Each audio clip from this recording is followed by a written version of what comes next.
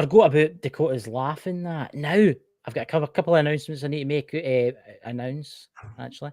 Dakota's grandmother's been sent to the hospital, so everybody have her in your prayers, because I think it's an emergency. It's an emergency thing, so everybody pray for Dakota's grandmother, because I know Dakota's watching this. Also, Dakota's sister is due our baby soon. She's in, is it labour? It's called, but they're waiting for it to it's taking forever. Labour. Well, that's called labour. Labour's not easy. Labour is labour. Yeah. So he's marching about waiting for it to happen. It's been I think that's 2 days now. She's not in labour 2 days, is she? Well, since yesterday. Since I don't know, 4 o'clock yesterday or something. I don't know. Oh my gosh, really? Aye, so they're waiting. So Godspeed, Dakota. He'll be marching up, and he has to take. I know. Oh, the contractions have started. Sorry, the contractions have started, or whatever that was. That's what he mentioned me. But, yeah. Oh yeah. That one. Is it her first baby? Yes. It will take a while. It will take a while. Mm-hmm. Yeah. So it won't take a while for her. You know. I hope she's all right. There's Lulu there. There's she's there. She's there. I thought she had turned into a Christmas tree, ladies and gentlemen, when they first joined. You know, there's a Christmas twinkling away. I've not got any Christmas decorations up yet. Don't put them up. We don't put our Christmas decorations up until like 2 weeks before Christmas. Well, I normally have it up earlier, but I had things going on, so I didn't put it up until last Sunday. Well, when do you take your decorations down? New Year's Eve. We take ours down a couple of days after New Year. Yeah. Well, is it the 6th day or the 12th day of January? All Little Women's Christmas. Is that what they call it? Little Christmas. Little Christmas, Little Women's. Yeah. But it is Little Women's Christmas. Yeah. Yeah. At least it's no every. At least it's only once a year, Christmas. I would have it every day. It's all right. Right, I'm going to say this. When I was a young wee boy, I used to love Christmas. I used to count the days down. The days would go really slow when you're at the school. Me and my brother were actually talking. Did you ever go to the see at school? When you went to school, did you have Christmas parties at the school? Where mad game where they pass the parcel around a bit, and you had to rip it off, and there was like 50 layers of wrapping paper. Yeah. And everybody's like trying to peek into it to see how many layers it is, and then you're all trying to work out into your head to say, who gets it, then I get it. Sorry. Oh, God. You hold on to the parcels for as long as you can before, and they scream at you saying, pass it on. I'm like, I am. Waiting for the music to stop. There's Chantel. Hello, Chantel. We were just on video call with Chantel. Lovely Chantel. Yamazapus. She's teaching me Afrikaans. Yamazapus. What's that? I shall not say what it means. No, don't tell me, because Dakota's I was going on it because I was getting mad crazy words mixed up. It's Scottish. There is Scottish words out there that mean it's totally. Is the Scottish feeling? There is Scottish words out there that only the Scottish is, and it's the same with the Irish too. You have got words that only the Irish is. Gobshite. Aye, and Americans they do it. It's like roll ups, right?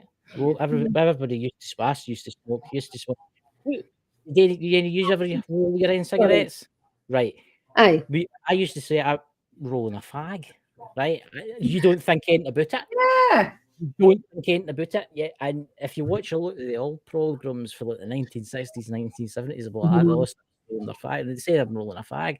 Yeah. And it's quite funny. It's quite funny because I've got a pal. He was in the US Marine Corps, right? And he was training with the British Army, and one of them come up. One of them was smoking, and one of them says, "Can I have a fag, please?" And he turned and he says, "There's one standing over there." Stop it! Stop it! But honestly, it's just a wee laugh. It's just a wee laugh. But that's what you call cigarettes. That is what we call it. And again, that's what you call it. Dying for a fag. Yeah. Aye. It is what it is. And there's a guy in Ireland, Gay Byrne. Did you ever hear of Gay Byrne? No. Gay. You didn't ever hear of Gay Byrne? No. He's an Irish. He's an Irish interviewer, isn't he? Isn't he? Yeah. Yeah. Gay Byrne. Louise is sitting here. Louise is saying. You're like, do you not ever hear him? I'm like, Did you know him? Did you hear of him? Yeah, of course. Okay, yeah. right. The late. Yes. Yeah. Anyway, swiftly moving on. You just down. We've got our national treasure, which is Billy Connolly. Everybody likes Billy Connolly. I just love Billy Connolly. He's here the new, actually. he's my- I said, he was in Glasgow the other day there. He was in Glasgow the other day. But he's got that, is it Parkinson's? He's got that Parkinson's. Yeah. The same as Michael J. Fox. He's got that Yes. day, isn't he? Yeah. Who was that pop star that died yesterday? Shane McGowan. Is it Shane McGowan? Nah, Yeah. He sadly passed away. Did. yesterday. So we would just say there was going around that there is Sinead O'Connor. What's the other one from the Cranberries? She passed away, and then that was a few years ago, though. But I forget it. I shouldn't forget her name, but I do. Dolores something. Is it Dolores Yeah. something? And Shane McGowan. 3 Irish icons had passed away this year. And Shane McGowan's birthday is in December. My national treasure is Jen. Thanks, Chantel. And Chantel saying, just got here, and with 4 words from Jen, you can stick a fork in me, I'm done. Oh Yeah. God. Yeah, you're mad. Yeah, you're mad. So the subject tonight we're talking about. What are we talking about tonight out across it? What is the subject tonight? We are going to talk everything and anything. that's what we're saying. We're going to talk about the dark side of paranormal, and when people investigate and how they investigate. So say things like the Ouija board, scrying, and satanic circle, and what are they looking for, and why? Why do they go darker? And some of the satanic rituals are what we had looked up on it is not as dark as people think it is. Excuse me. It's not as dark as people think it is. It's just a ritual. Now, say Christmas time with the Christmas tree, putting up a Christmas tree is pagan. So, Christmas trees are pagan, though. Christmas trees are what everybody thinks it's Christianity that made the old Christmas trees, but it's paganism. Yes, and we still do it. It's paganism. Now that's the thing. But you've got to remember, Ireland and Scotland have been around a lot longer than the rest. Everybody, we're the Celts. We've been around for thousands and thousands and thousands. I mean, good God, look at the Romans. They came here and then ran away from us.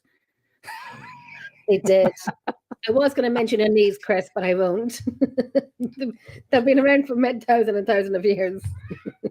But as a look, I'm going to ruin it for everybody now. Jesus wasn't actually born in the wintertime. When was he born? He was meant to be born around about the summertime sometime. I can't remember exactly when it was, but it wasn't the wintertime that he was born. Look it up. It wasn't. Honestly, it seemingly like it was a minister that told me that, because we were sitting having a conversation one day, and he says Jesus was not born at Christmas. It was born, but they associate it with Christmas so they could give gifts to everybody, and I'm going to Google it. Mad stuff.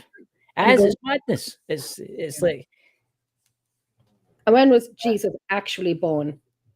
The birth of Jesus is not stated in the Gospels or in any historical sources, but most biblical scholars generally accept a date birth between the 6 BC and 4 BC, the year in which the King Herod died. So was Jesus? Check that next one. Yeah. Was Jesus born on the 25th of December? Although most Christians celebrate December the 25th as the birthday of Jesus Christ, few in the first 2 Christian centuries claimed any knowledge of the exact day or year in which he was born.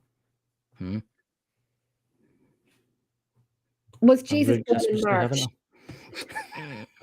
Then we're going with Jesus born in March. I was just putting inside what star sign was Jesus? Yeah, I was thinking of that. It's true. I mean, you think about it. If you get into the Bible side of things, the Bible wasn't written till like 500 years after he died. Say that again. The Bible wasn't written till like 500 years until after he died. Aye, yeah. So this is where you're doing the road of like the Bibles and stuff like that, and it's like some of it's make believe and stuff like that, because it's like, what's the game telephone? Get what I mean? Because let's face it, they had to write this book, but it was 500 years ago, so they had to try and make up their own. Well, you see, What happened? You see? myself and Louise had to go to a private home today, and instead of writing things down or remembering things, we put a recorder on, because knowing between myself and Louise, we will remember stuff, but we still need a recorder to remember things at 2 hours after being in the home. So let alone remembering something that happened 5 years ago and you weren't even around to come up with a story. Mhm. Just saying. Mm. I don't know. Is it man-made? God-fearing? Well, you get all the, I get them all anyway. I get the mad crazy ones sending me messages saying you're going to burn in hell, in the pits of hell, like that, because I did a show with that Leonard Law, and he was I get folk messaging me saying that I was going to be burning in the pits of hell and stuff like that, and it's mad. It's the most mad, it's utter shit I've ever heard in my entire life. It's these folk that believe that, but that's the thing. Do you know? I think it's kind of like brainwashing a wee bit. Religion in general. Religion. I do, because the only thing that people fight over is country and religions. So religion is supposed to be peaceful, but people are killing each other over it, and that's not peaceful.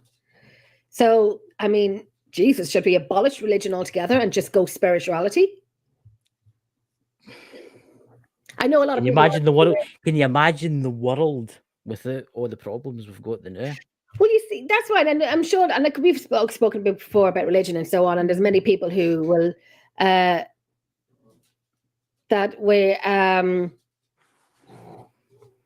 we spoke about religion, and people fight because of religion.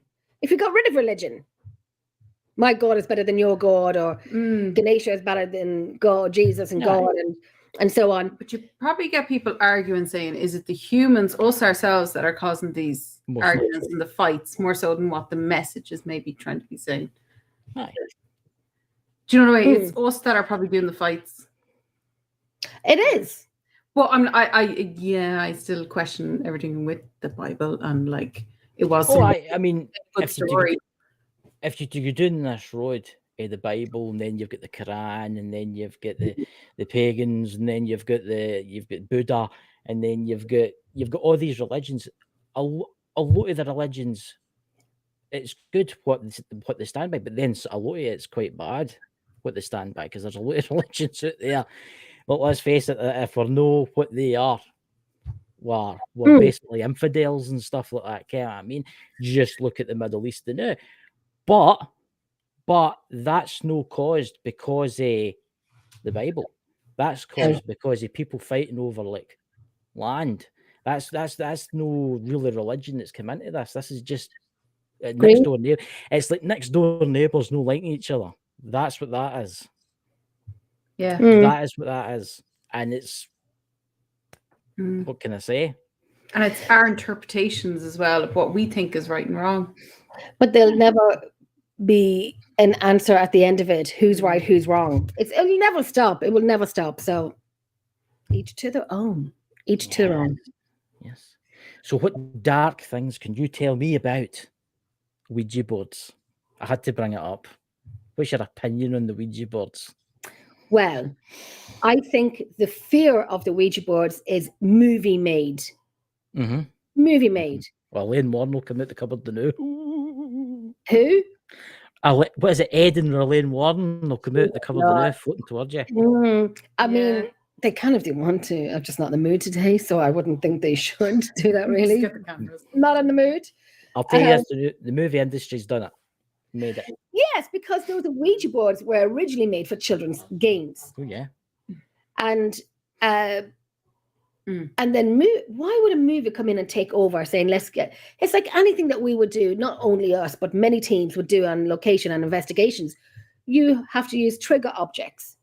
And I'm sure the Ouija board at one point, because there's so many letters, Scryan, I keep getting the name wrong, Scryan, Chantal. Right, I'm going to say this, right. Aye. I would never personally. You couldn't pay me enough money to play with a Ouija board. I've seen it in action. I've witnessed a Ouija board go wrong. Have you?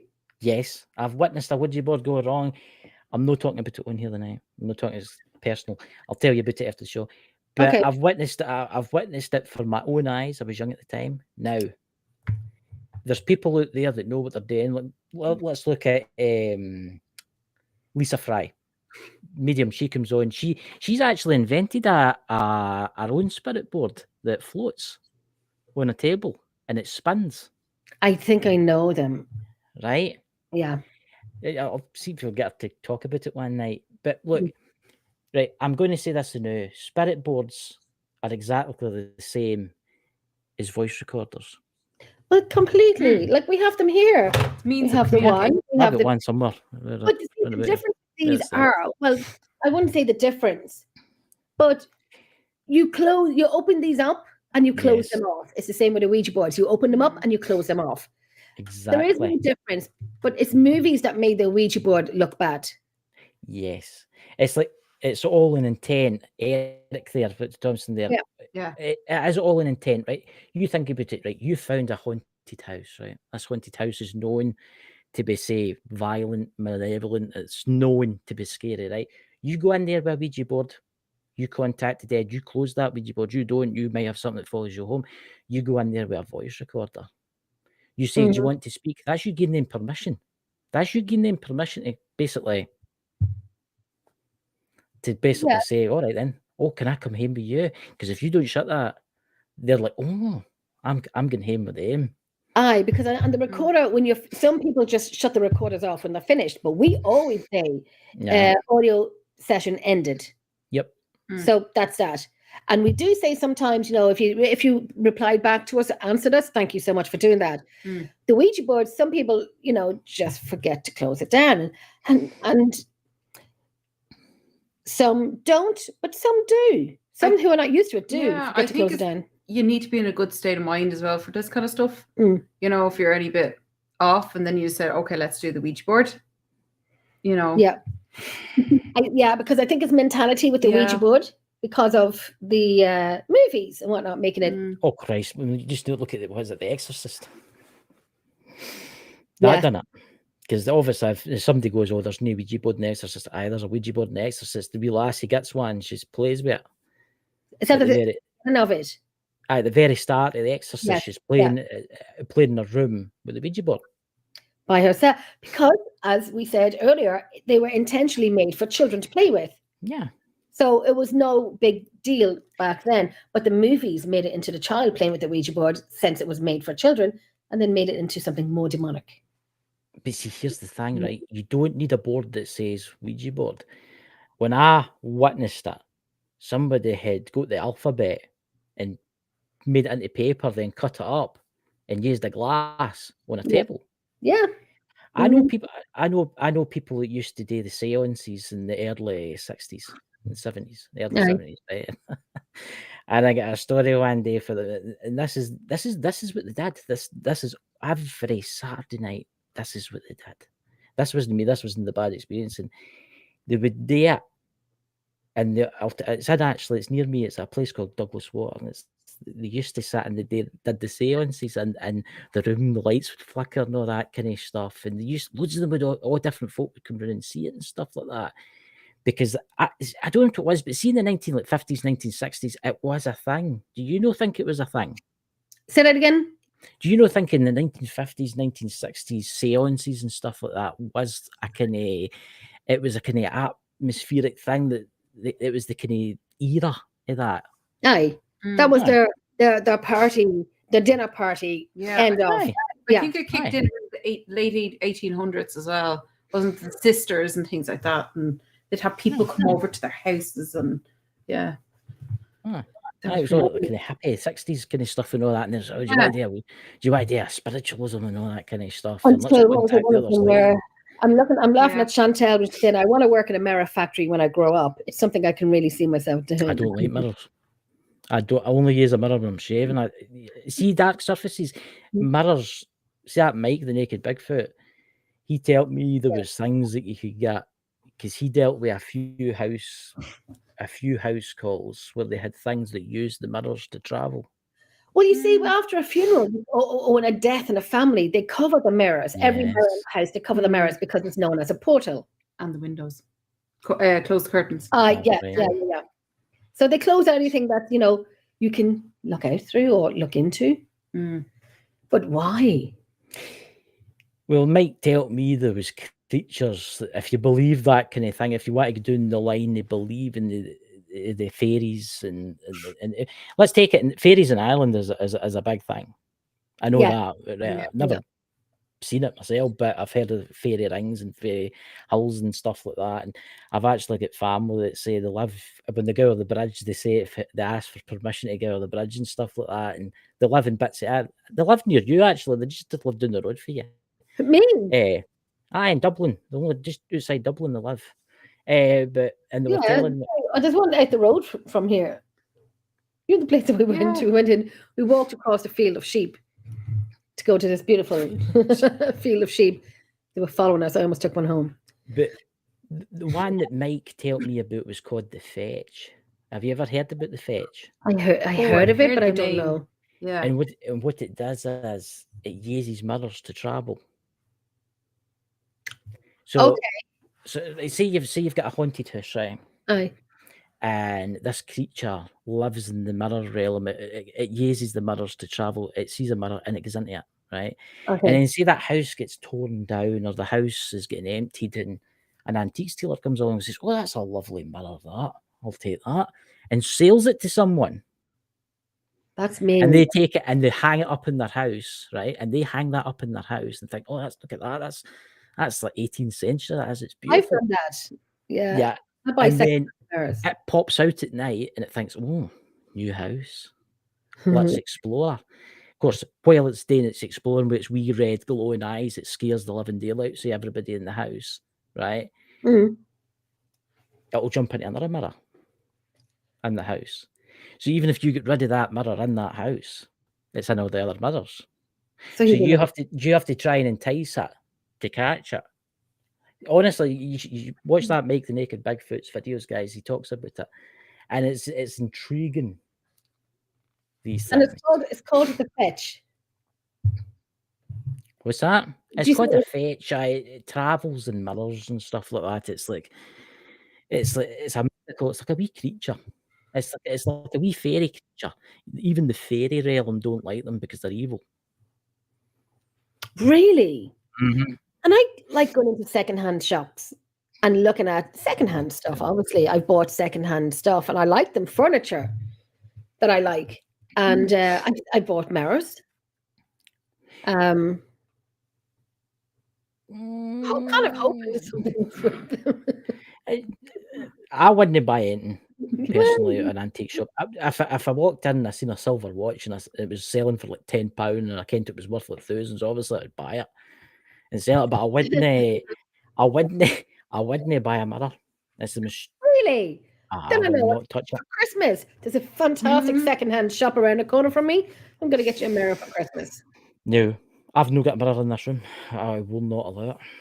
I have mirrors all over my house. Do you know somebody I know was having terrible dreams at night? Oh, because the mirror that you brought in. This is an actual fact. I know somebody this happened to. Somebody I know, and they were having terrible dreams, right? Where this man would come to them in the night and stand at the bottom of the bed in a top hat and a cane, and he would stand there and look at them, right? And look at them. And I says to him, "You any mirrors in your room?" And he went, "Aye, actually, I have got a mirror in my room." I says, "It was my grandmother's dressing thing, and I brought it for her house." I says, "Go and do us a favour. Cover the mirror up. And tell me if it happens." So he covered it up, and I told him to put rose quartz round about it tray, right? So he put rose quartz and he covered up. Never had a dream. Never happened again. I had such a nightmare last night. Aye, and then when he taken the cover off, it started again. And this old man with a top hat and a cane. So, so the whole scrying thing is where, and sorry, I'm just gonna call out Chantel's question here. And unicorns in Scotland, right? You do have unicorns in Scotland. Of course we do. We've got one in the flag. Get what I mean? You do actually. You do. Yeah, I mean, but fictional creatures. I don't know why they put a unicorn on a flag. Yes, and are they fictional? Because I've seen a few things where you would have, these old ancient Roman pictures, not even Roman, but kind of the year is wrong, but where you'd have these men on these large animals, like as if they were dinosaurs, and they were kind of like had reins on them. There was a lot of things. There was, I mean, if you had to go back to like England, let's bring up the England. I know that you don't like English. We don't like it either. But if you to go back to English, if you to go back to like maybe the medieval times in England, where you see dragons, yeah, and then you think to yourself, why are they displaying dragons? Where did they get the idea of the dragons? Where did they come from? They must have been real. Unless they have obviously would have had an imagination. But here's an interesting thing. The Chinese at that time, a lot of the drawings of the dragons were exactly like the Chinese drawings. But yeah. You're going to remember these are from what, the 12th century, 13th century. Even before that. The 11th century, a lot of these drawings. These dragons. And at that time, Britain didn't really exist, and it didn't ever really go to China. So it makes you wonder how did they have the same pictures? So were their creatures dragons? I would existed. I'd like to think so. Unicorns. Look, I'm a bit skeptical with the kind of mythical creatures kind of things, right? When it comes to like Bigfoot and that, I do think there is something lurking in the woods somewhere, like the Yeti or something like that. And but it's like when it comes to like unicorns and stuff, it could happen. I mean, there's zebra.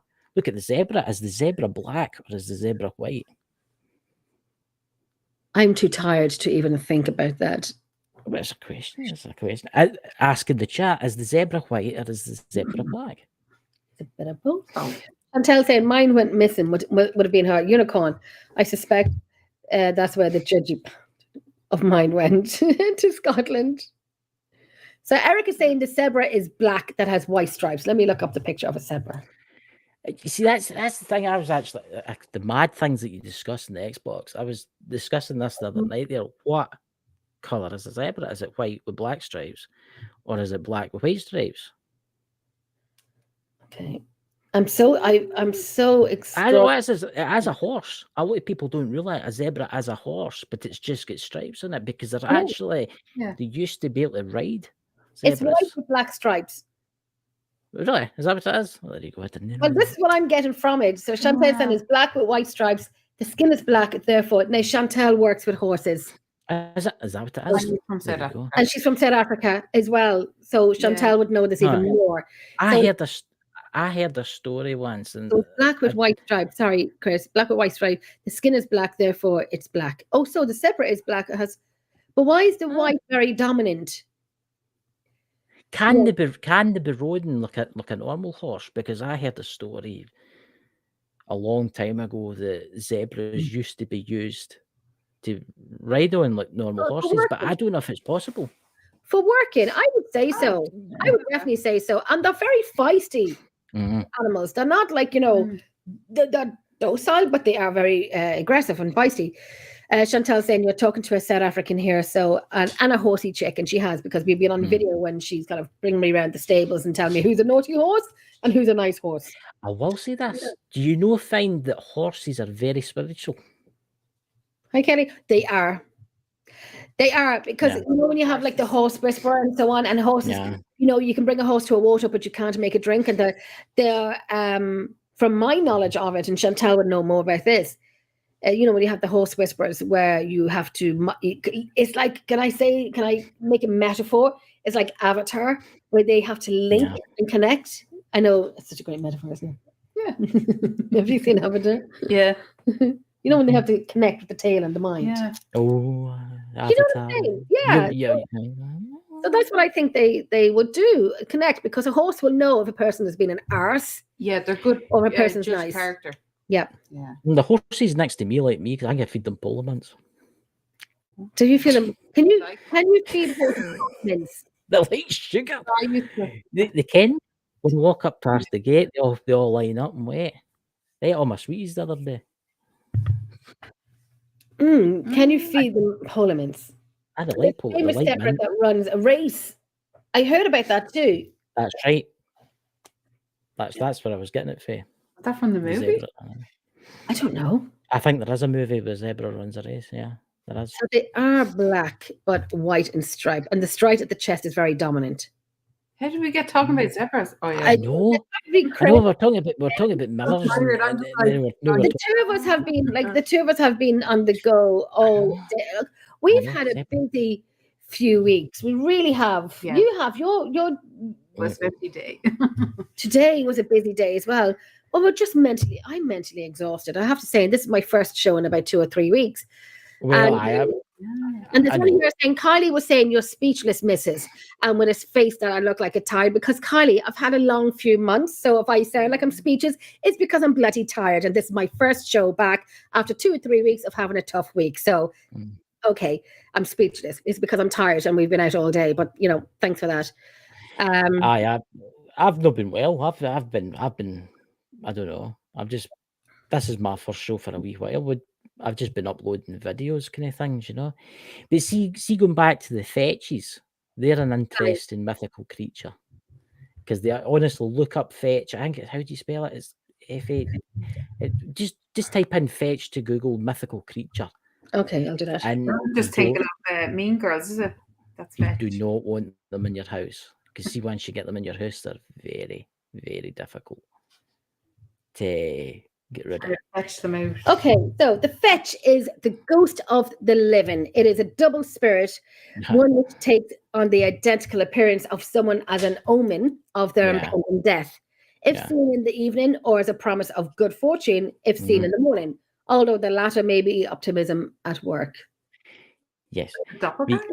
They like to travel using mirrors. I wouldn't personally see if I had to buy a house, right, and somebody gave me a mirror, the mirror would be going straight in the bin. If Well, it was I an give you a mirror, I'd probably keep it. waste of fucking postage and package. No, I'll tell you what I would do. If I had to see an old vintage mirror in an antique store, I would take the glass out, throw the glass away, and then buy a new piece of glass and put it in it. Your own glass. Aye. Okay. I would never, ever. I'm very A proud. lot of people get caught out like that. That's how a lot of hauntings happen. Say People- now, fetch Emerald Isle gods and monsters. Irish and Celtic myths and legends, Irish folklore and Irish fairy tales and Irish ghost stories. The fetch, the ghost of the living. And we have a big write-up of it. Mhm. Ooh. Yeah. We like Are this. we? Look, there's so many mythical creatures out there. I mean, obviously mythical creatures, but it was quite interesting. Did you see that show that I did with that Leonard Lowe, the guy that talks about Ken the witches? Aye. He brought up a good subject. There was a house he went to do a haunting with, right? And this is the case. The people had been living in the bungalow. Nothing happened for about 30 years. Nothing. Okay. And then the guy one day says to his wife, says, I'm going up into the loft for a look. And he was writing about the loft and he found this suitcase, right? And he opened it up and it was all full of Masonic stuff. Right? And it was the Southern Star. It was the women's version of the Masonic Lodge. I think it was either the Eastern Star or the Southern Star. It's one of them, right? And I thought, oh, they're looking at all this stuff, and they're like, look at this, there's books and that. And the woman in the house is like, she's just ban that, get rid of it. Just get rid of it. Now, bear in mind, they've lived in this house for 30 years, nothing's ever happened. So they're like, ban it. So they take it out and they throw it away. 2 days later, 2 days later, all hell breaks loose. Cups are getting chucked at them. Glass is getting smashed. Mirrors are getting smashed. There's a terrible foul smell. He went in and he was telling us that they found out it was like the original owner of the house, and she was a member of the Southern Star of it. Aye. And they tried buying like stuff and putting it back where it was to try and quiet it down. And it just got worse. So they were very religious Catholic. So they got a Catholic priest in to do his thing. So he went round the house with his thing, his holy water and all that. And there was right. So he left and it got even worse. It got even worse. And he investigated that for about a year, and he said it was terrible, the poltergeist activity. Somewhere in Scotland. He never told me exactly where it was. Has He's it coming back on. decided? Do you know it? Would you know where it is? If you ask him, I'll ask him where that was and get him to tell you about it. Seemingly, he's not taking any today with it because it was quite violent. See, that's the thing. They didn't want him doing any more because he thought that the man at the house didn't want them back. He wanted to get rid of it his own way, using like priests and stuff. Okay. Excuse me. I'd like to not experience it. I'd like to go and see it for myself. Mm-hmm. You know, when you kind of, you know, when you hear a million things and you wait for a million things to the point that you just say, fuck, let's just see it. And then we can sort of book in that experiment and walk away from it.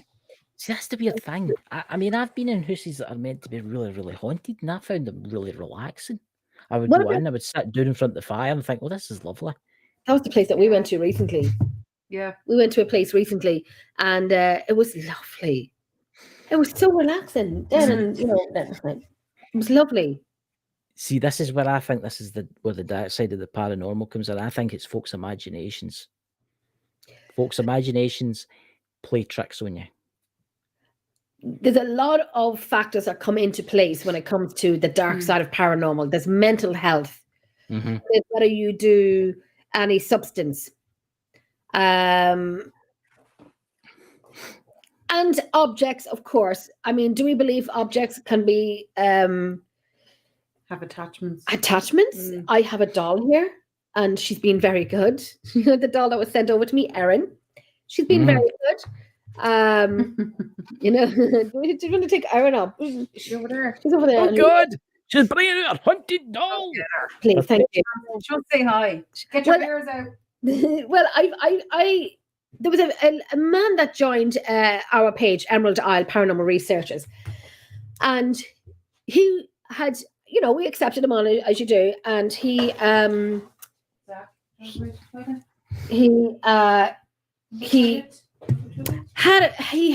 needed some help, so he had mailed on the page or commented on the page saying that, oh no, Louise, I think he needs water. Yeah, I don't know. There's a bowl there. Would you get him some water, please? Anyone in there? Yeah. Thank you. Thanks. I think he's just walking around looking for water. Thanks. Thank you.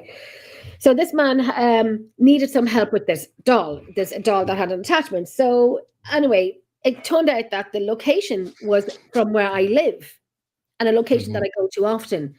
And so I said, you know, send her over to me. And she wanted to come back to Ireland. Her sister's here. She wanted to come back to Ireland. She wanted to go back to a place called Mellifont Abbey. And so I said, okay, send her over to me. And he did. And I have her here beside me. So what I'm to do now is to bring her out to Mellifont Abbey. I don't know whether to leave her there or just leave her there for a night and then come back and pick up the doll. And then she's left the doll. If that Can I makes ask you sense. something? Is the Abbey, can you get inside the Abbey? Is it open or is it closed at night? Is it locked up? You can get into it day and night. So if you left it there during the day, would it not get stolen? It could possibly, but I mean, would it matter if she has left the vessel and had gone to her sister? I don't know. I mean, but see, there's a lot on the email that I read, and I read the email, and then when I received her, and then we were talking one night, and I read the email out to you, and I'm like, oh my God, that in the email at the bottom was, when you hear her singing, then she's content. And I had said to you, Oh, I said to you that I called Jessica and I said, Elsa. No, I said Elsa. She was upstairs and I'm like, she came downstairs and I'm like, were you humming? Were you singing upstairs? And she said, no. And I said, were you not humming a song? And she said, no. And I said to Jessica, were you humming? I know she's 20 and she's moody. And she said, no, I definitely wasn't humming. So I'm like, I can hear her humming. And then when I read the email out, when I was reading it to you, it said, then I read the line, when you hear her humming, she's content, she's happy. And I'm like, oh my God. Nah. Was this? I don't know. I mean, Take a shovel with you. And bury her. Mm-hmm. Take a shovel. Take a shot. Put her in a plastic bound bag, so it keeps the dirt off her. And dig a hole and pop her in. This is her.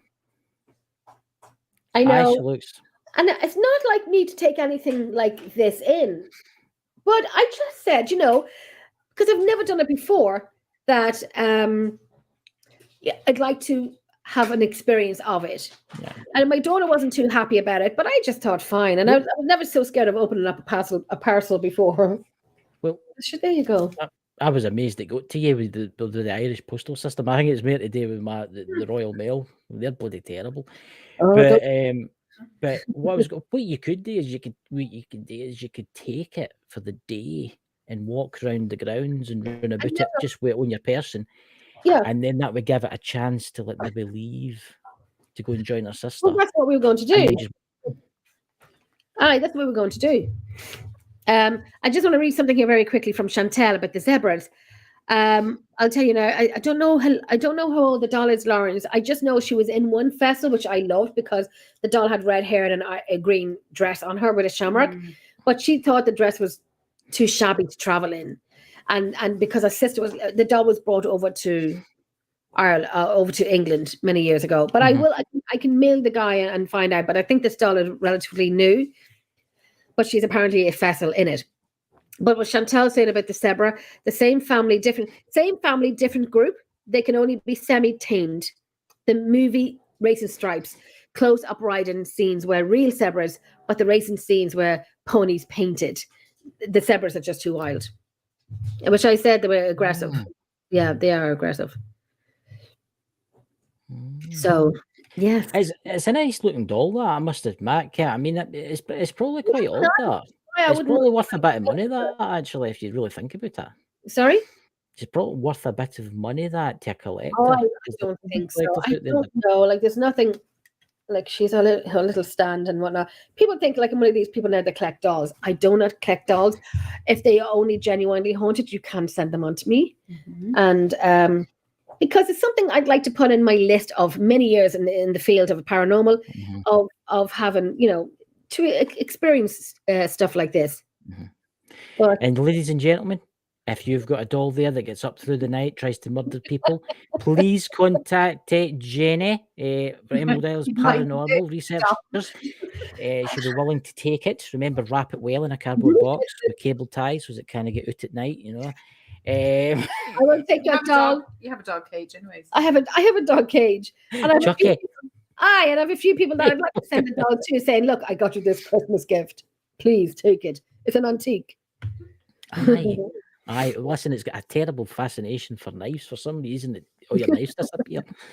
I swore I put that doll at the end of my bed. Now it's in the kitchen with the kettle on, with a coffee on the table. See, I've heard folk telling me that. I've heard folk telling me stories about how they've woke up in the dolls at the bottom of the bed. It's like that Annabelle. I mean, what's your opinion on Annabelle the doll? Oh, Lordy Lou. Lou, do you want to go with this one? I don't know. I don't know. I mean, I think I was the hard one to convince. So. You are, though. Yeah. Cheers. I think it's like this doll with an attachment. Aye. Not a bad one, because apparently the attachment to this doll here is a green witch. So she's peaceful and she likes children and animals. And I'm like, well, thank God, because I have both in my house. Well, there you go. I know. I mean, can you imagine me and the doll with the doll's hands around my neck? I mean, like fighting around. What is a green witch? What is a green witch? I've heard of white witches and stuff like that. Like dance about with potions and stuff like that because I used to get in plenty of them. I mean, because Sherry, she's a white witch and all that. Ken Sherry, she's a white witch. They're like, And all yeah, that. those There's are all that kind green of spiritual type stuff in that. herbalist. I think a green witch is like, yes, exactly what you just said, herbalist, because she used to make potions or herbals for people who are sick. And would do it for free just because, you know, and she was very, you know, nature, very into nature. And she liked, you know, dogs, and she likes pets and animals and whatnot. So I said, that's okay. I think white is like healing. I think. I just got that done and put it around my neck. Yes, you did. Yeah, I see, we're getting our potions out. We're getting our potions out. Oh, just Lily. See, that's another thing that I would like to talk about, actually. It's actually an interesting thing. Dark sides of the paranormal, because this is obviously the subjects tonight. What's your opinion on hexing? I had to mention it because I was talking to somebody last week about it. And this guy knows everything there is about hexing. And he actually, what this guy does, I'm not telling you who it is, he's on TikTok, right? He's got a big, massive channel on TikTok. And he actually helps people that have been hexed. What's your opinion on that? I think, me personally, think it would be true. I do. I genuinely do. But I always find if people do badness to someone else, that it comes back. It'll come back on you. See, I was talking to him. I was like, we're just talking about hexes and stuff like that. Because believe me, there's folk out there that don't like me. I know. But anyway, I was talking to this guy about it, and he's like, he says, I don't worry about stuff like that. I can deal with it. So he did something, but he told me, he says, whoever hexes somebody, when I reverse it, it goes back on them. Like, oh my God. He says, whoever's done it will experience really bad luck in the coming future. That's what he tells us. And I was like, oh my, right. Well, they should know that. If they know it's hexing and they know how to hex, then they should know it will come back to tenfold. That's actually true, because otherwise they're stupid. Well, there's a few stupid ones out there that do hex people. It's kind of like a bit dumb. But I do think it's mentally I do think a bit it's mental I was talking to like Lisa Fry about this actually, and she says if you believe that hex can't harm you, if you believe that your light surrounding you, it won't. Yeah. But if you believe that hex will come after you and hurt you, it will. Yeah. That's you manifest it, basically. That's my manifest it. I think if you're going to believe in it, yeah, it does play a part. Yeah, there is a lot of it out there. There is a lot. I see it all the time. Seeing that tick shite talk or whatever it should be called. See the amount in there. Folks saying, "Ooh, for $10, I will hex your husband" and stuff like that, and all that kind of stuff. And I was like, let them do it. Do you have the number? I don't know. 800. Get the car. Did you say 0800? 0800. When? Oh God. It just shows you. But I get asked this actually quite a lot because I do the paranormal stuff. I was asked about it the other day. Oh, do you believe in hexing? And I'm like, what do you mean? This is because you get people that do like magic to help people, but then you get people that do magic because they're like jealous and stuff like that, and then they might hex you. Because I was actually talking to a carer in a old folks' place, right? I was talking to him about this, right? And I says, well, it's your reception. I says, I ken a lot of good witches out there. I says, there's a lot out there that practice really. Look, let's take Sherry, right? Sherry's a white witch. She practices only good magic and stuff like that, right? But then you get folk out there that dabble in the kind of darker stuff. To gain things, to gain like power and stuff like that, which is all right for them, but it will come back at them one day. Of course it will. As people say, what you put out, you will receive. So I tell you, I put a lot of good out, and I'm still bloody waiting. Yeah, but the whole thing about being a witch is that your belief system is in that. So Yeah. if you are debiling. Oh my god, I can't speak properly today. But if The two you're of us are just yeah, we're just tired. We're tired. But like if you're dealing with that, you have to take the yin and the yang. You know, Yeah. Got it. Yeah. What you know, put out, you shall receive. that's your Bible. I see that's the thing. Cause I was having a discussion with this guy because believe it or not, ladies and gentlemen, you get men that practice Wiccate, right? Yes. They're not called wizards or anything like that, right? They're just witches and all, right? Yeah. And I was talking to the guy. He was telling us all about it. I'm actually trying to get him to come on the show.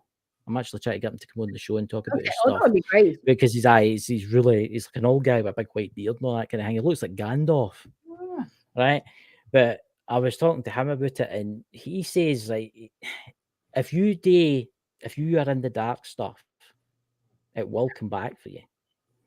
It doesn't matter how much praying and how much trying to anti, it will come back for you. So Okay. it's, but he did say to me, if you believe that hex or whatever can't hurt you, you'll be fine. It'll just like bounce off you. You see, it's hard as well. Well, it's not hard. I shouldn't. Well, people say let karma do its work, Oh, aye. Eventually it will. and karma will eventually. It will eventually. But sometimes we want to speed things up a little bit. But that's the universe. That's the universe. The universe will get them at the least when they least expect it. So they could make loads of money, right? And then they could be quite successful. And then one day they might wake up and it might just totally change. Everything will go wrong. They've lost the money. And that is karma. The universe will always, and this is what I said to that carer, the universe will always be on your side. If somebody's done bad to you, that person will get, as my grandmother used to say, the big wheel turns. That's an old one. Sure, it does. The big wheel always turns. And it's like, if you fly with the crows, you get shot with the crows. That's another one. Oh, that's actually good. You fly with the crows, you get shot with the crows. Because in the olden days, ladies and gentlemen, the farmers used to shoot the crows because the crops and crops. and so on. Yeah. Yeah. So Okay. I think it's a belief thing too. If you don't believe it, it'll no harm. Don't worry about it. But trust me, guys, just if you believe, because honestly, if you believe in that kind of thing, just believe in yourself that kind of touch you. If you believe, you wake up every day and you believe that you're surrounded in white light and all that kind of thing, you're fine. Exactly. Like Jill is saying, karma is just a normal bad luck in life's journey. Yes. Yeah. You're signed up for this. Good God, I don't know who I can't wait to meet the guy that designed my life. I really can't wait to meet him. Well, they brought you back to Earth for your 15th million time. Time. I'll get to the pearly gates and I'll be, I've done it. And I'll be, I'm sorry, I've got another 563 times to go. See the white light and there's someone giving birth and you're crying like, I'm back on Earth again. And by the right crying. Yeah. Well, that's what they say too. When babies come out crying is because they've been taken from a lovely, dark, warm, safe place and into this crazy world. You've been taken out the afterlife where you're surrounded with everything beautiful and free wine and free this and free that. And you're back to this horrendous place, Crazy. It's a beautiful world, but it's also batshit crazy. Of course it is. Of course it is. Look, the world's messed up, but as I was talking to Lisa about this, we all sign up for this. Good God, I don't know why I did, but honestly, we do all sign up for that. I mean, we all planned this out. I mean, imagine that. Think about this in this sense, right? Everybody in this room, we've all probably met each other before we came here. Even our enemies. That's what somebody said. Oh God, I forget what it was called. Oh, there's a motto, there's a meme or a saying, and I forget what it was. But that's okay, Jill. That's okay. The world is definitely messed up and it's getting worse. It is getting worse. Oh, I was going to change the subject onto something else there, but I'm not, because it's not a subject that we're going to talk about.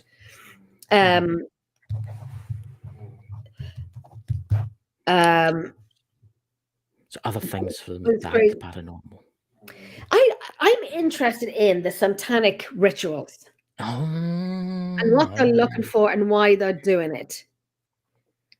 God, I wish Mike was still here. I wish you could have met him because Oh, he had an open mind. He had an open mind to the satanic stuff. He thought it was a load of Really? bullshit.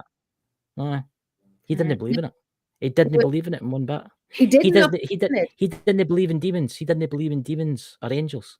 He didn't believe in angels and he didn't believe in demons. He believed in the law. He believed in entities that have always been and always will be. Right? Like you've heard of like elementals, right? Same idea. Elementals have always been and will always will be. He believed in them 100%. But when we talk about the war in heaven with God and Lucifer and stuff like that didn't happen. See, this is what a lot of folk don't realise, that everybody thinks that, right, I'm not hanging with any religion here, by the way, but there is an afterlife, right? And yes, there is a kind of hell, but it's more like a purgatory kind of place. Did you get me? I got you. So, Yeah. Let's take Hitler. We'll take Hitler. His eye was getting picked on, so we'll take him, right? Hitler did all that terrible things to all the folk, right? Jews. Spoken that, right? He died. He went to purgatory, where he probably have to relive every death that he caused. Don't mind myself and Louisa just having a something happened here. Oh, something happened here, and mystical. It was a cat. Yeah, Louisa's just helping me. Sorry. No, but the two of us. you think, right? You think about Hitler, right? But he has to relive every death that he caused. Do you think he does? Aye. He'll have to relive every one of them. That's his purpose in life. When he came to this world, when he filled in his agreement, like we did, and you did, and Louise did, and everybody in the chat did, he signed, right, and the guy stood next to him, or the woman stood next to him, says, remember, you're going to kill about 20 or 30 million folk. And they went, aye, no bother, sign it. And he's going to have to relive that and relive that and relive that and relive that. And then he'll come back and then he'll talk to somebody about it. Then he'll have to relive it again and again and again. But after he's done all of that, he'll ascend to and again, this is a bad thing saying this, but he will ascend to a lighter plane. You see where I'm going with this? Is we're all well. If you do something bad in this life, right, you will have to relive that. Now, how bad would bad be? You know, if you make a few hiccups along the way, and we all have made a few hiccups, but there's something. Oh my God! You see this? Okay. Do you think I'm going to get real with this? Can I get real with this? Yeah, you can get real with all you want. You need some people sometimes to be evil. We're going to be very real. Well, that's very true, Louise. Couldn't you be a bit? Did you hear what Louise just said? Do you need sometimes people to be like Hitler to understand what's good? To give us all a bit of a. I don't agree in Hitler, just so everyone knows. But do you? That's true, Jill. Wonder that. What if the only way we can see good? Yeah, it's like we nearly. You know, clearly, I don't want to be murdered or, you know, anything of that. Well, do we need those kind of people sometimes to take on those roles for us to kind of? Maybe every time he comes back, he'll remember who he was. Yeah. Like, yeah, to see wrong. But what happens if you had to go right? What happens if you had to go back, right, and saying the 18th century? You like it? What happens if you had to go back, right? Say you live to your 110, right? You die in your bed one night, an old woman, right? You go back to the afterlife, and the guy's like, "Oh, right, you've done a really good job. You've done a really good job here. You can stay in the afterlife for a wee while until you feel like you're ready to go back to be reincarnated again. Oh, but while you're here, you can learn about the lives that you used to be." Now, bear this in mind, you could have been a man, you could have been a woman, you could have been anything, right? And what happens if you learned that you were a man that was an executioner and killed thousands of people? I don't think I'd want to know that. But what happens if you do? But then if you did find that out and then you came back to Earth, and because But you wouldn't remember. but when you come back to Earth, you do remember a few things, but they gradually fade away. You know, when Aye. like when children are born and they were their granddads before, and so on and so on. And I witnessed Yes. this, and it was shocking what I witnessed. It was, if I didn't see it, I don't think I would have believed it. It might as well depend on the times, like, because like you could have been a Viking and you were killing because, you know, you wanted to go into Valhalla, and, you know, and then the same with executioner, like you needed the money, it was the only job going, and It was like kill or be killed. Yeah, and they were all bad people. Or you could have been a SS soldier in the gas extermination camps. Yeah. Oh, What? Or you could have been an SS soldier in the gas extermination camps. well, You don't know. That is the problem. if they were under the Hitler rule, I don't think they have a choice. It's like kill or be killed.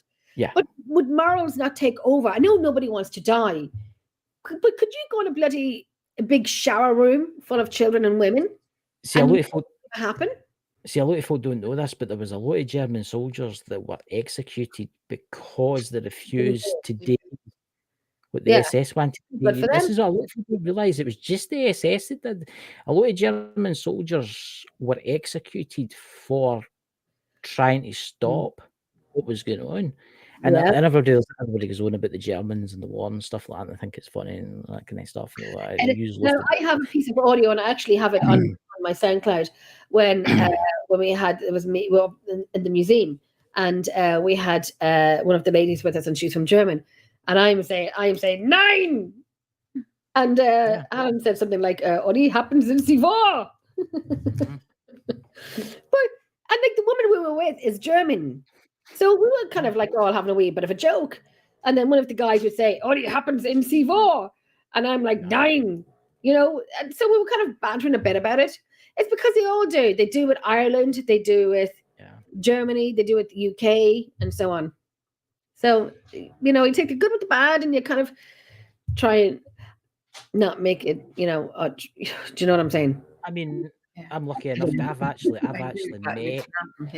lucky enough to have met a World War II German soldier. And I met him because there used to be a prisoner of war camp in my village, and he was up visiting. He's dead now. He's been dead for years. And I was talking to him, and he was a normal soldier. He was a normal German soldier. It was taken prisoner in Normandy when the Americans invaded. Then he was shipped. He was shipped here because they didn't come out to day with him, so they shipped him here. And I was talking to him about we got into the subject about the SS. He says, "Don't mention the SS." He says the SS were evil. He says they were evil. Even the German soldiers hated them. You ever seen the film with Tom Cruise, and it's what is it? And they try and kill Hitler.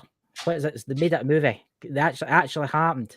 Is it called Valkyrie? You can the one where the German tried to kill Hitler. They blew him up, but it didn't quite work out the plan. So that was a true story, because the military had found out about what was going on, and they tried to end it. But it was he'd gone mad on cocaine or something. He was mad. He was a drug addict. He was mad. Who was it? I forget her name. His girlfriend or wife. In the movie. In the movie. With no. I don't know about the movie, but I know it depends on people's senses of humor. Yeah. I'm just reading the chat. Jill is saying it depends on people's sense of humor. We all laugh at something, and yet things we laugh at can also offend others, which is true. Absolutely. You can't mention anything nowadays, though. You got to remember, we're in the society. We're in the most woke society ever. You can't mention anything now. Snowflakes, and unfortunately for them, I don't give a shit, and I'll say what I want to say to whomever I want to say it to. And it just, I got a strike on TikTok last night again. I did too. I actually screenshot all my strikes on TikTok and sent them on to my twin to say, "Fix me, dog." Like one of them was a ring. The what? It goes someone a break. I'm flabbergasted how many stupid people there is. I'm not flabbergasted anymore because my eyes are open. I'm at that fantastic age of it is very much freedom, where I will say I'm not going to say something that will hurt someone, but I will say my truth. I will say, Yeah, see, Jill as well. Neither can I. Absolutely, Jill. I will say my truth. And I don't say things to upset people or to hurt people. I bloody wouldn't do that. But I'm not going to pussyfoot around them. If you want something sugary and sweet, go get a donut and eat it. Don't ask me for an opinion because I'm not a donut, even though I do like donuts, but I ain't a donut. But I'm not pussyfooting around these, what you call them, the Gen X or the Gen Zens, whatever you call them, the people that are so fucking, sorry for saying that, but I just I know you can swear in this show if you want, I mean, you're right. Thank God. That they're so anal. That's so anal. Like, oh my God. I know. Fuck. Hold on. There you go. I have to mute myself because I'm cursing, but it's just grow the. You know, harden your kids. Slap them on the arse now and again. Harden your kids. Stop giving them everything they bloody want. Like, oh my God, my mom. I was like, Jill, sorry for interrupting you. Jill is saying, I know I keep, every time I mute my microphone, you know I'm cursing. Jill said, I think the English, Scottish, and Irish jokes are funny and we don't take offense. Hilarious. Absolutely. The Englishman, the Irishman, and the Scottish man, those jokes. You know, the Paddy English, Paddy Irish, and Paddy Scottish. Do you know those jokes? I know them. Bloody hilarious. Like, but there's people out there that take offense to everything now. Oh, I mean, there's people out there that take offense to absolutely everything. And I'll have the chat tonight. I'm looking forward to the hate mail that I usually get every time we do a show. And I look forward to it because I always like to have a wee banter with them before I ban them. You know what I mean? I like to have a wee banter with them. You're annoying some people.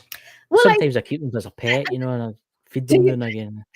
You're the cat and they're the little mouse. And it was like when I something annoyed me tonight in one of the comments, and I did say it out earlier, and it did annoy me. I'm looking for it here now. Your speech. I know who you're talking about. And I'm like, well, I got rid of that person. I'm going to say today's not the day, and I'm not the one. Don't say that to me because what I've been through in the last few months and weeks, and unless they can correct what they said, no, I got rid of them. Yes, I did. So cry me a river and explain it, and if not, don't. Well, I care exactly who that is, and I'll tell you who it is after the show. I'm going to ask you: is it a witch? Is it one of their friends? It's one of their faithful soldiers. Well, can I just say, go fuck yourself? Okay, go fuck yourself. Why don't you go and get a newt of an eye and a tail of a fucking toad and a horse hair and a piece of clothing, put it into a cauldron, store it around, and drink the fucking stuff. It's great funny. It's great funny because she's commented a few times, but she doesn't realise that I can who I know, but really I went in and blocked her. Yeah. See, today's not the day, and I'm sorry. I do apologise if I. Oh no, I like to keep one now. I've kept her unblocked just so as I can knows now and again, but she doesn't realise that I can who she really is because there's ways about this. And I knew, and I looked. But now she kens. I looked at Louise and I had written it down saying, I said, I'm not having it. It's hilarious. The two of us, you're speechless, missus. Listen, you can put as much makeup on your face as you want. It's not going to change it. You're going to look the same. Sorry. I mean, maybe. I try and stay calm and all that when you get this stuff. I just find it funny. Look, I find it funny. You know what? I have to say, they're still fans. So listen. I take back what I said. You're a fan, so I shouldn't talk to my fans like that. This is what I'm going to say about the dark sides about the paranormal. You need to be very careful who you become friends with. You need to be very careful. You need to be very careful and stuff like that because there is people out there that will stab you in the back. A chance to get right. And when I see it, sorry, Chris, just when I see it. Your speech is misses. Okay, listen. Oh, do you know what? We'll just listen. Do you know what I'm going to do for them? I'm going to take a picture and put it on a Christmas card and send it to them because I know that's.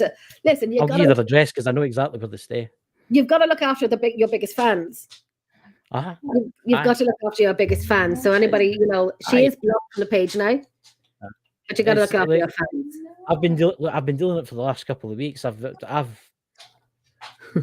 changes her name, but she's still the same person, same IP address. I mean, it's the same thing. Keep hot and block so Jill knows who we're talking about because it fucks them off. LOL. Yeah. Absolutely. I mean, God bless him. God bless.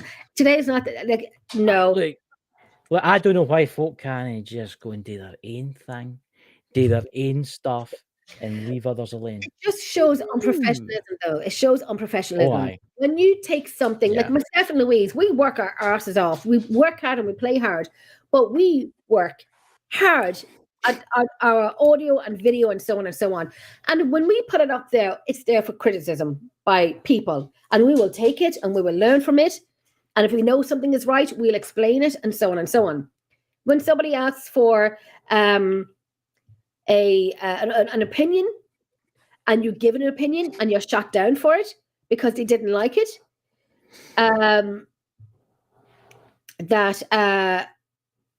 that shows their unprofessionalism. Oh, that's Mimi. This is Mimi. Mimi is 12 years old. Mimi's 12 years old. And it shows their unprofessionalism. But that just puts us into different categories where you have the experienced people, professionalism, we will accept criticism, 100%. We like it because it makes us better. But when you have gobshites who ask for it and you give it to them and they don't like it, they will never proceed any further because they won't accept criticism. And that's how you learn, is by people's feedback. So I'm sorry, you just can't help everyone. I will say this: the particular person in the chat that's now been banned.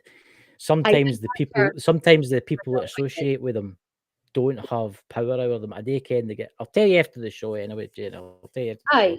I do ken that person in particular who it is, and can I say the name? Oh no, it's only highlighted to it. But it's some people have tried to stop her in the past from doing this because the other one doesn't want any bother. I will say that it should stop. You know what I mean? It's getting a bit annoying now. It's getting a bit old. But listen, you know when I seen that comment and I seen that face, and I showed it on to Lou, and I have written down a pen and paper here, and I said, not having that. So then I didn't even say it to you. I just went in. I'm like, that name is. I was watching it. I'd really highlighted her. But I went in and blocked her. I went in and blocked her. I'll tell you who she is after the show. I'll tell you exactly who she is after the show. Because I ken exactly who she is. I ken exactly who they all are. Look, I've already forwarded this to the authorities because I was having bother with them on Facebook and stuff. So Jill, I'm still with that. We used to put a photo of the person we disliked on a dartboard and throw darts at them. Well, I'm actually thinking of doing a naming and shaming, a special website dedicated to trolls. Sorry, I had to stop my dog from snoring. I would 100%. I have done call-out shows before. I'm not dramatic. I'm not a drama. The less in my life, the much better. But I am not one to be played with. Don't do it, or I will call you out. And if I done nothing wrong to someone and they keep going there with me, thankfully I run my own show, so I do shows and call them out. I've only ever done one. Well, I was actually thinking of putting together this website, and the trolls will be put in, their names will be put in, who they really are will be put in, and then anybody they're associated with will be put in warning. They will be associated with these people. And I've actually been talking it out with some people actually, and we're actually thinking of putting it up. So if it continues with the trolls and stuff tonight in the show, that's what's going to happen, and you'll be named and shamed, and it'll be put in a online. But isn't it just amazing? I don't want any bother, but that's what you get. I mean, I stay quiet. It's just amazing the way you still get them watching us. Oh, because still watching us. You know. But yeah, you know, look, they're just fans. They're just fans that love us that much. We love you too. Oh, we send out the good vibes. But look, this is what you get. You get trolls, and some of them are trolls, some of them aren't trolls. Some of them I can, and some of them have told me that they don't like what's happening. So, there's nothing I can do about it. Well, unless I name and shame them, that is, which is getting close to. But you see, if you could name and shame them, it's going to be giving them spotlight. But I just find that you're speechless, Mrs. Okay, hold on.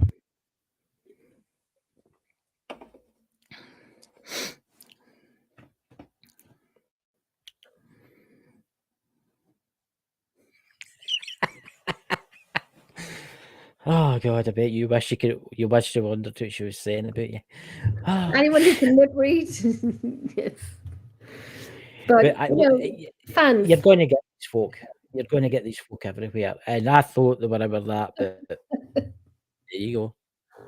There you go. Yeah, I mean, there's nothing you can do about it. Yeah, I mean, Well, that's true. Like Jill is saying, sorry, Chris. Jill is saying, I love paranormal groups, but I think some groups members cause trouble because their group isn't as popular as theirs. I know. And I know you've helped this certain person out and done everything for this person and so on and so on. And it's just taken for granted. Aye. And because I had came into the circle, the ring, and I am alpha female. Thank you very much. So they can all scatter now. They can all scatter. You better watch the big cauldron will be sitting bubbling away the new.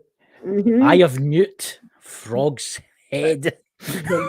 Somebody put it in, bubble and scrubble and all that shit, you know.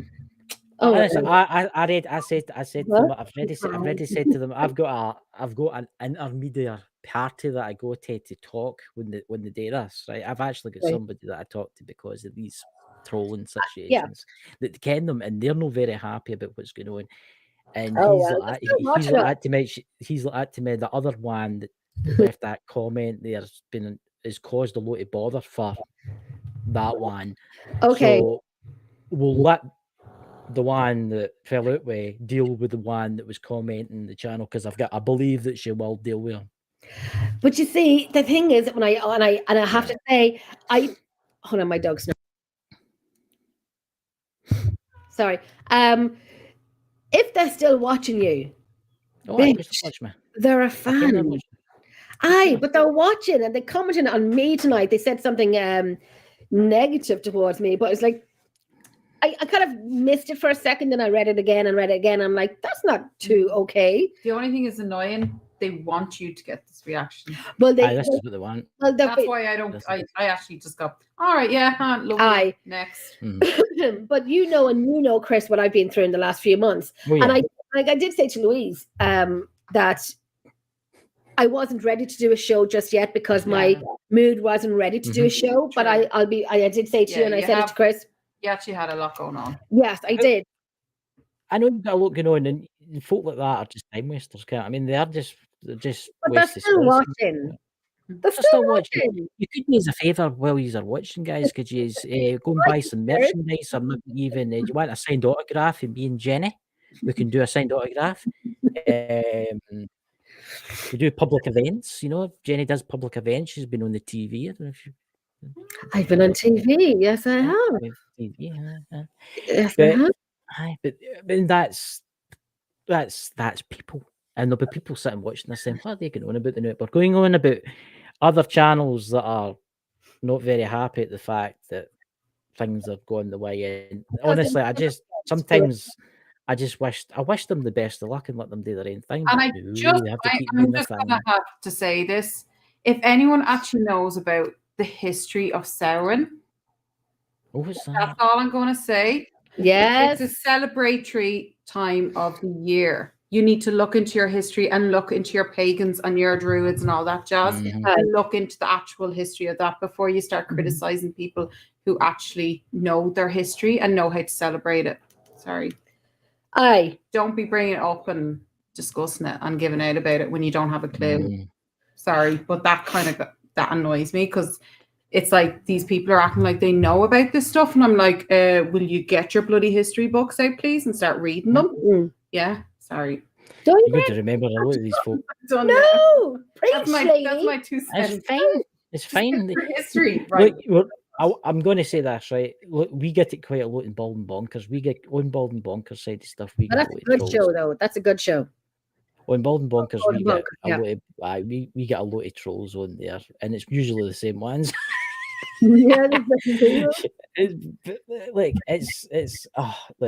That's kind of honestly, I honestly just don't know. Sometimes I don't know why folk kind of just do their own thing and do their own channel.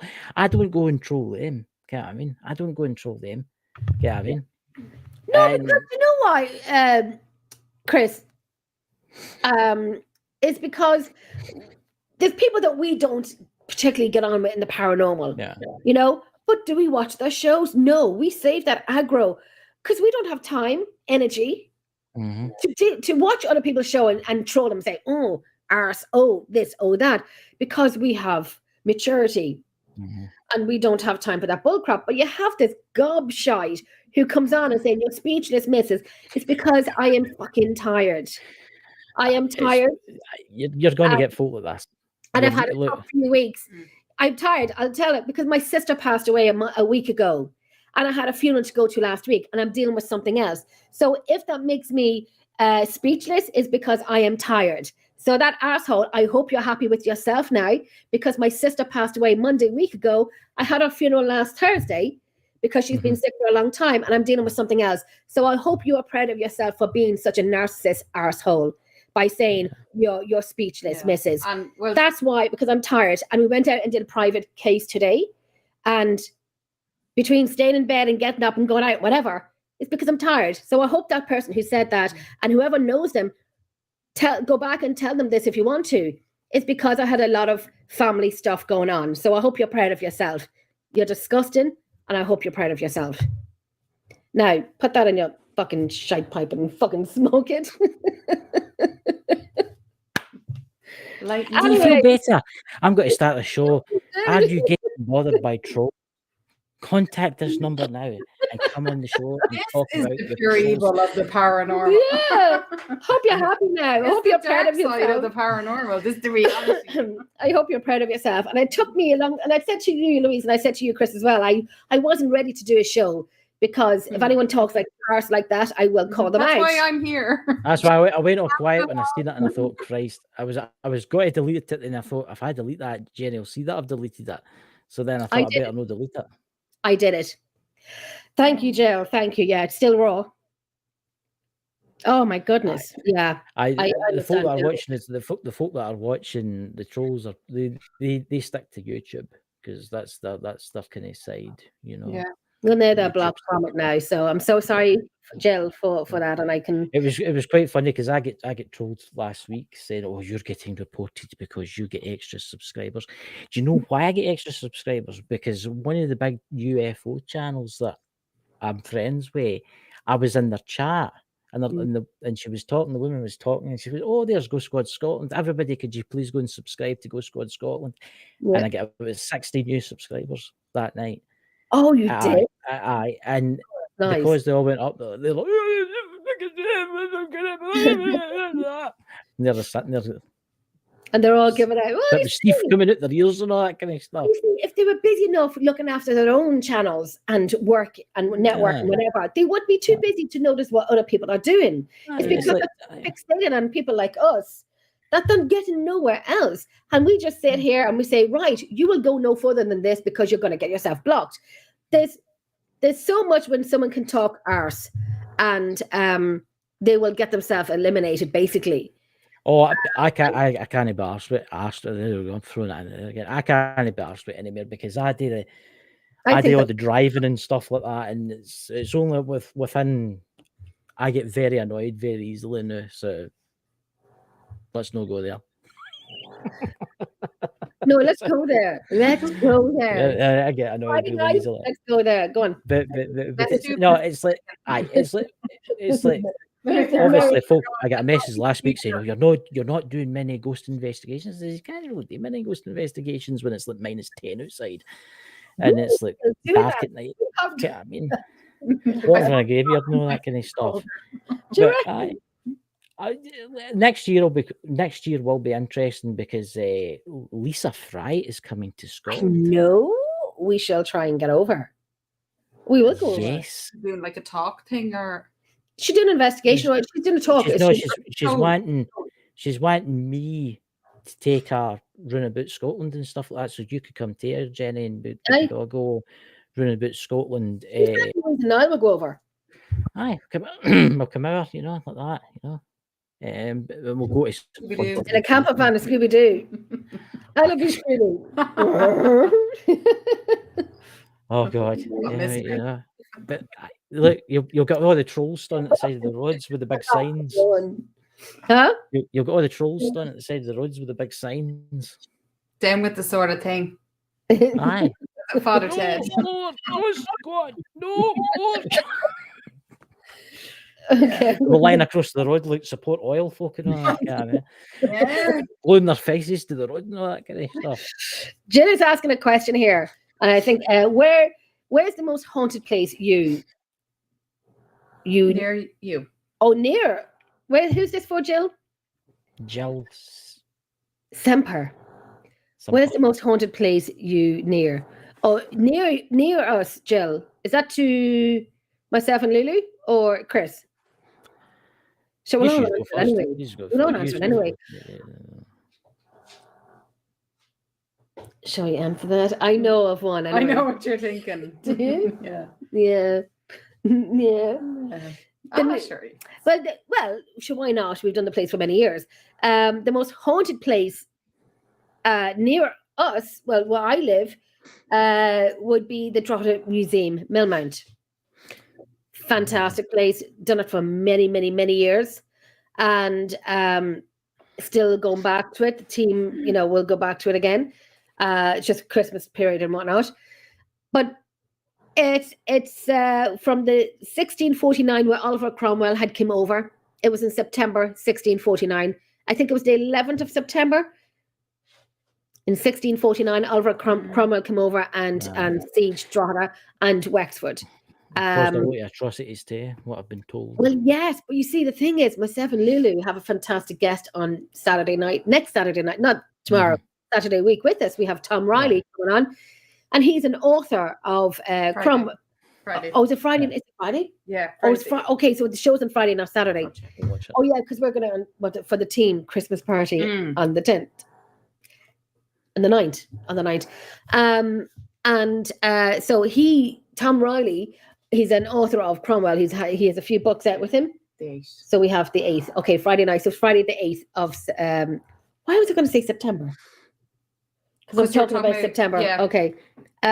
So he thinks Cromwell was not as bad as he was made out to be. So I'm looking forward to talk. And plus, he used to be my old boss many years ago, and he forgot he was my boss. But so he was on Spooked Ireland, I think it was 2 weeks ago, with Ardgillan Castle. He's the manager of Ardgillan Castle in County Dublin. So we will have him on next week with us. But the Drogheda Museum, Millmount, where Oliver Cromwell sieged it, and it used to be the British barracks, and it used to be a place where families lived in. That is the most, I think, is the most haunted place that I've ever gone to. Well, not in my local area. See, for me, it's different. I've got loads of places around about me, but I've never really experienced. I don't know. Every time I go to somewhere, graveyards are terrible. I'm terrible for falling asleep in graveyards. I go in and see in the summertime, and I find graveyards really relaxing. Yeah, I do too. Really do. And it's my local one up there. I go up there because I've got 99% of my family are in there, and a very relaxing place. There is some weird graveyards, I'll give you that. Like the mining place, Lead Hills behind me, there was that place I went to, and there was, I don't know, it's just some weird vibes about that place. I just don't know. Aye. It's very strange. But there's actually, and I would love to get into it, and I'm trying to get into it. In my village, I'm not saying where because obviously I've got my spies. There's a house that's all been done up inside it, and it used to be a prison in the 13th century. Oh. I'll send you a picture of it and show you what it looks like. And it used to be a pub tea, and it's absolutely stunning inside it. And they say that's haunted. Really haunted. There's actually a pub right next door to it, and that was built in the 13th, 14th century. It's got the Cross Keys Inn. It's got a roaring, massive roaring fireplace in the winter time. Right next to it. I love that. Aye. Right across from the 12th, 13th century church. Oh my God. Right. That would be fabulous. I know. There's loads of places. I mean, right, there's a lot of people saying to me, oh, why don't you go to Greyfriars in Edinburgh? Is it too commercialized, do you think? I think it's too commercialised. I ken somebody that I was talking to somebody about it the other day. They're a ghost hunting team that was there, and they're like, they didn't experience Really? anything. Really, when they were there, they didn't experience anything. It's kind of like The energy's been sucked out. when they say sometimes when people go to Lep Castle here in Ireland and they find it, it's too commercialized because one of Europe's most haunted castles, and they didn't say it's Europe's most haunted castles the way they used to. They say one of Europe's most haunted castles, so one of Europe's, and I would find that to be true. Edinburgh is obviously the capital, right? I've been to Edinburgh loads of times, and I've been to Edinburgh Castle, but I'll say this to now. Edinburgh Castle's not the best castle to go to. Stirling Castle's the best castle to go to.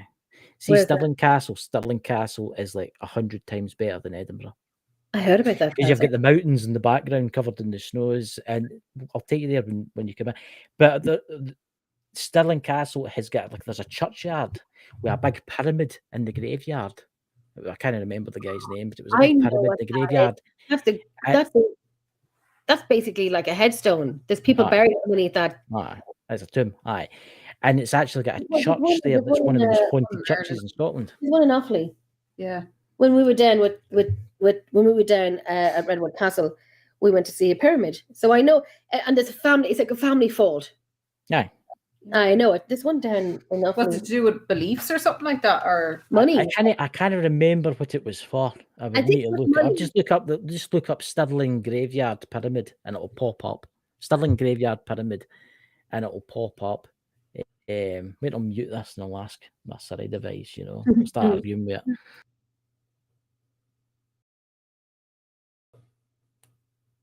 I'm doing the same thing. You check now. There's the Star Pyramid. The Star, a historical landmark in Stirling, Scotland. There we go. Click on that. Wow. I love the old Surrey, didn't you? I'm looking at the Latinus stone. Do you know of it? Have you heard of it? That's it there. Yeah, they have one down in the south of Ireland. I don't think I went to see it last year or the year before, I think. With Gillian. Yeah. It was last year, yeah. It was last year, actually, Lou. I want to ask you something. Sorry for interrupting you. The Latinus stone. Do you know of that? I've heard about that. It's the grave marker. This grave marker is Scotland's oldest surviving Christian memorial, dating to around 450 AD. Mm-hmm. It is from the Whitthorn in Dumfries and Galloway. Which is only 75 miles from my house.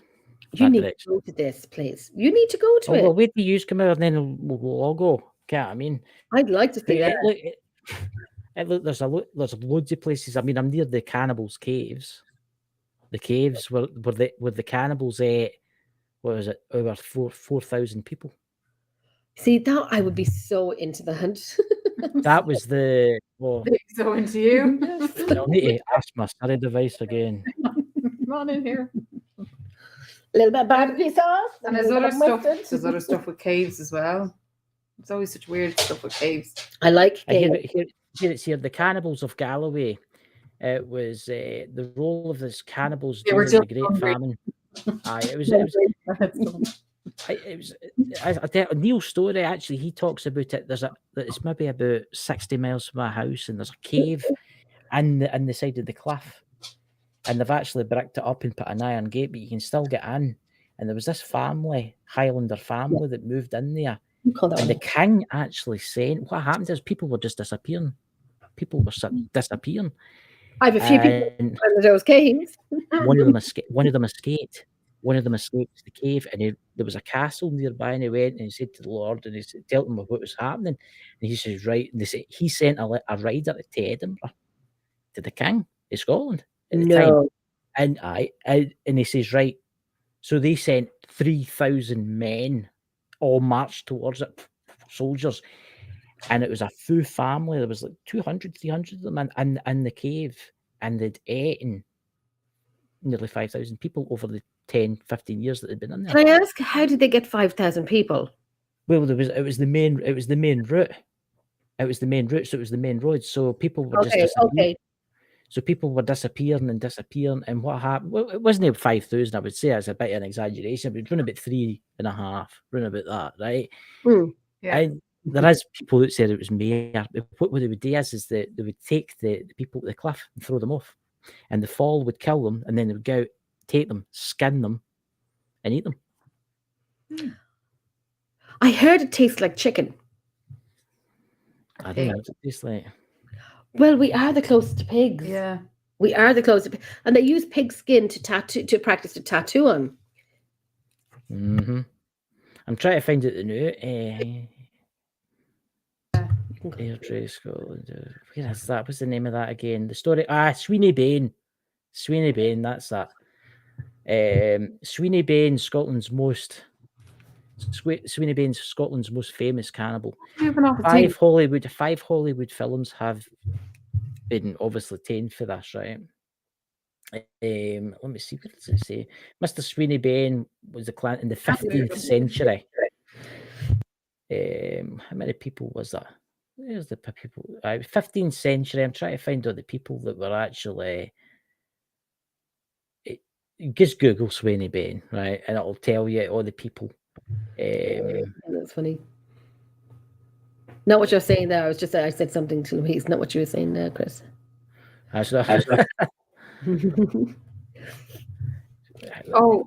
Just Google Sweeney Bain. Honestly, I'm not reading it tonight, but there's stories and stories and stories on it. There's stories and stories on it. Jill saying, have we seen any ghosts? Actually seen any ghosts? Well, I've got one in my house. Do you? Mm-hmm. It's done right there. Hello? Well, we did see your skeleton saying hello. You did. I have seen one. A fantastic apparition. A really good one, actually. There was a man in my house, but I haven't heard or seen of him in a long time. But that's okay, because he's not. You kept asking him for a cup of tea. Probably that's why. That's probably. It wasn't it Mrs. Doyle, was it? That's probably why he left. Because I said, listen, if you're going to stay rent-free in my house, could you please put the heating on in the morning time and put the kettle on so I can have a cup of tea in the morning, because I don't drink coffee. And people be like, oh, she doesn't drink coffee? No, I gave up coffee. No. And I say the same with mine. I don't drink coffee, no. I had one today, but it was like 6 months, and it didn't serve me too well. But anyhow, yes, when I was up in County Antrim, a place called Shane's Castle, we used to investigate there every single month for 6 or 7 years consecutively. We never missed a month. Rain, sleet, snow, hail, we did every weather. So there were tunnels underneath the ground, and I don't know if anyone's ever watched Games of Thrones, where they used to film. They used to film underneath it. I've never watched it. I've been on the hotel. I've never watched it. No. Oh, you need to watch. No, but I've been there when it was all set up, because they used to set up in the tunnels, and so I've been in the setup because we investigate there. But then we went to another location down the road from that location, and we went to Winterfell, the set of Winterfell. So I have the pictures of us up, and my sister. My sister kind of took some straw from the set and shoved it down her top, whatever. And there she was all night, scratching. Mm-hmm. You want to go to the vets for that, Susan? No? Anyhow, so in Shane's Castle, myself and my friend Suzanne had arrived late, and they were all down underneath the ground at this stage. So I think they were down there for about an hour and a half. So myself and Susan were hanging around, yada, yada. All the cars were parked up, and I seen the toilets are outdoors. So I seen from the male toilet a solid black figure walking from right to left. And you could see the head, the chin, the nose, the mouth, the chin, a side profile, the neck, and the shoulders down to the waist. Just walking from right, and I'm watching it going to left. And I said nothing to my friend Suzanne, and I said nothing. And about, say, 10 seconds later, she said to me, oh, my God, did you just see that? And I said, what did you see? And she said, I seen a waist and legs just walking by. Yeah. So it was solid black, but it was 100%. There's other things that I've seen as well. A long story, but probably I'll tell you on another show. I told you before about those 3 things that I've seen in the sky. Mm-hmm. I'll do that for another show. Have you seen the ghost movie? Oh, go on. Chris, you didn't say your story. You said about in your house, but have you seen anything outside your house? Christ. I've seen UFOs and stuff like that, but I don't really see, I've never really seen any spirits outside my house. The man in my house, he's quite a nice guy. He mopes about. I've not seen him for a while, mind you. He's usually mopes about. He run about the live shows and stuff like that. I used to watch them because I've had a few mediums message me back and say, listen, there's an old man standing behind you with a cap on and smoking a pipe.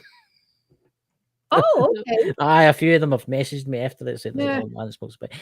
But I've not seen it. I think once I acknowledged him, because I came out his name as, his name's Robert, and I know exactly where he's buried.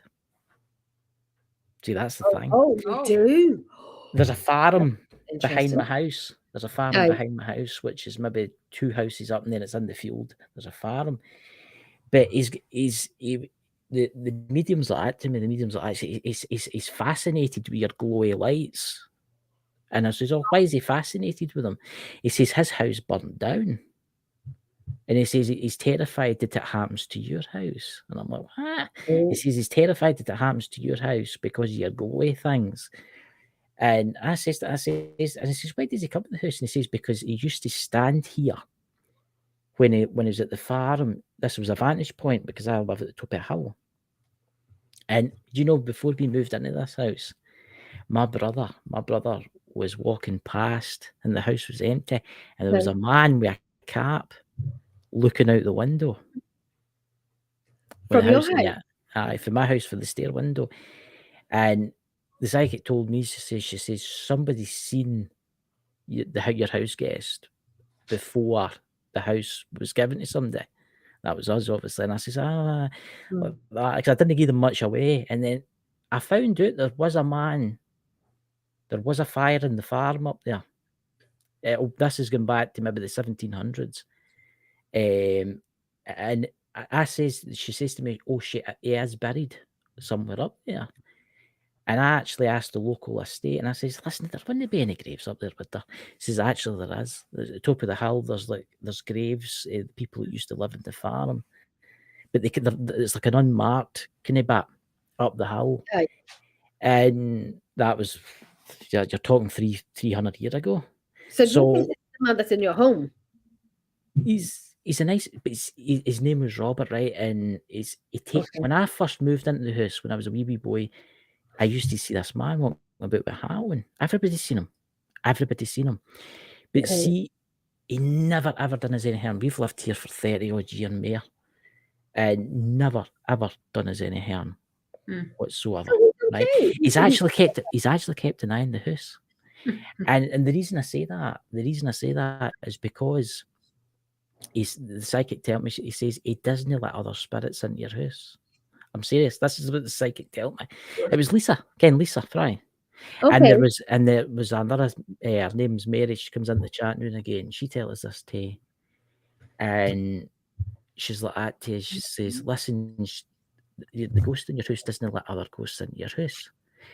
And when I first met Lisa, she didn't care what my real name was. Right? She didn't care who I was. And she says, listen, see that ghost that's in your house? And I went, she says, he's been having arguments. The ghost has been having arguments with another ghost wanting to come into your house. And I'm like, what? Okay, this is mad. And I'm like, really? And I says, what does the other ghost look like? She says, oh, it's an older woman. She's wearing a green tartan skirt and a blue cardigan. And my face went white because that was my grandmother. That's what she wore. And I says, her name isn't like Chrissy or anything like that, because that's what her name was. And she's like, aye, that's who that is. But they came to an arrangement. He's like a protector spirit.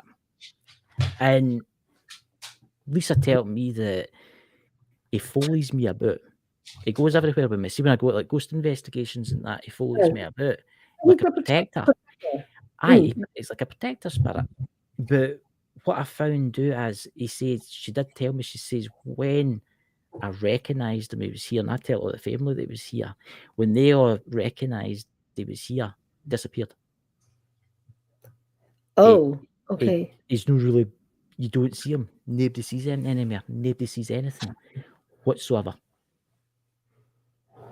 There might, I notice things now and again, but it doesn't hurt me. It doesn't hurt. See if you're right no well.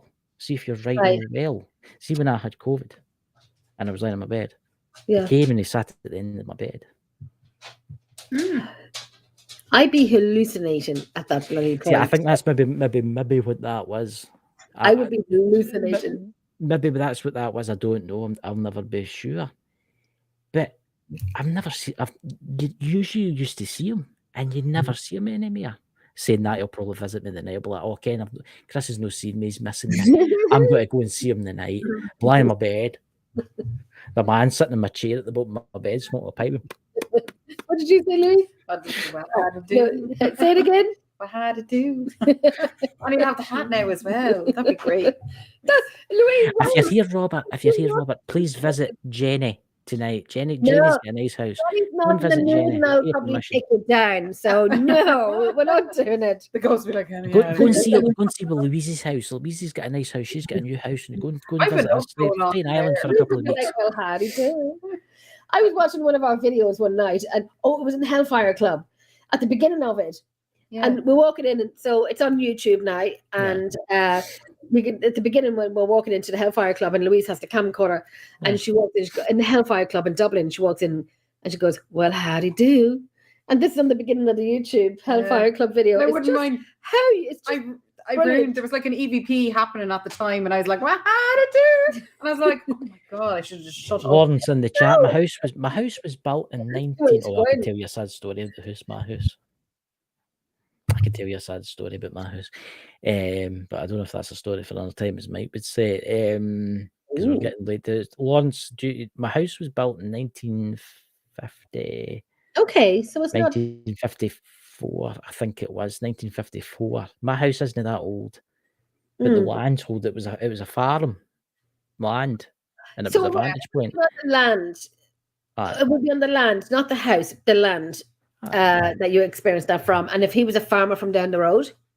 No, behind my house. The farm's still there. People live up there. It's actually horses. They keep loads of horses. That's the horses that eat all the pollen. Aye. I've got the cold, I think. Anyway, here. The sad story. I don't know if I should tell you this sad story now, because it's really sad. Is it going to make me cry? It might make you cry. Right. I'll give you the short version. There was first people in this house was obviously a man's wife and his two little boys. Okay. Now the guy he was a diabolical driver. I'm sorry if you can hear me. He was a diabolical driver. He tried to pass his driving test multiple times. Right. This has gone back to the early 60s, going into the 70s, right? And he tried to pass his test multiple times, right, and it failed every one of them, right? But this was the 60s getting into the 70s. Police didn't really bother if you didn't have a license or no. Well, they did, but they didn't. There was no digital ways of checking, right? So he thought, let's take the family out for a Sunday drive. So the two boys in the back and Austin Minor or whatever they had, and his wife next to him, and they were driving about. Jesus, it's about maybe 15, 16 miles up the road from me. Next, there's a big reservoir. And it's a crossroads. And it's a busy main road, really busy, right? Okay. Dodgy as day, and it's still dodgy to this day. He didn't look left and pulled out in front of an 18-wheeler. Oh, shut up. And they were all wiped out. Well... You know, it's the strangest thing, because my dad's experienced weird stuff. My dad builds models. See, my dad builds the big model planes, kind of radio control planes. Oh, cool. And the loft is offload. Yeah. And it's like a big workshop. You should see up there, it's like the transport museum. Anyway, there's jets and there's tanks and there's motors and there's all these kind of the radio controlled stuff, right? And he's seen wee boys up there. He's seen a couple of wee boys one day up there. Sorry. He's seen like children and stuff, but Really? no anymore. But no anymore for some weird reason. See, it was Lisa Fry. She says to me about it. She says, "Listen, there's two wee boys stuck in your house. You know that, didn't you?" You said just remote. And I'm like, holy shit! How did you ken that? Because she was on the show. She says, somebody in your house has seen them." How the hell did she ken that? Now this is for the non-believers out there. Louise would do remote. Aye, and how did she ken that? And I says to her, "Is there any way I can get her to get them to cross? Because obviously they can't stay here." Yeah. And she says, "Oh, I'll deal with that for you." A week later, she messaged me and she says, "Listen, I've crossed them and I've not seen them again." You see, that's the thing that I want to know as well. How can you cross people over without having the knowledge of doing it yourself? That's what I've always wondered. Do you need guidance from someone who knows what they're doing, or do you need to call these people in? I'll say this about Lisa. She's very, very talented in what she does. Okay, and so obviously she's got guides and stuff. I don't know how it all works. Well, then I've been asked for help, so we might need her help at some point. Message her. She's probably. I actually had her booked for the 16th of this month, but sadly, guys, I had to cancel it. She had to cancel because her mother, and I'm going to say it, Lisa's mum's not very well. She's getting open heart surgery on the 16th. And she's going to Florida. She has to go to Florida to see her mum.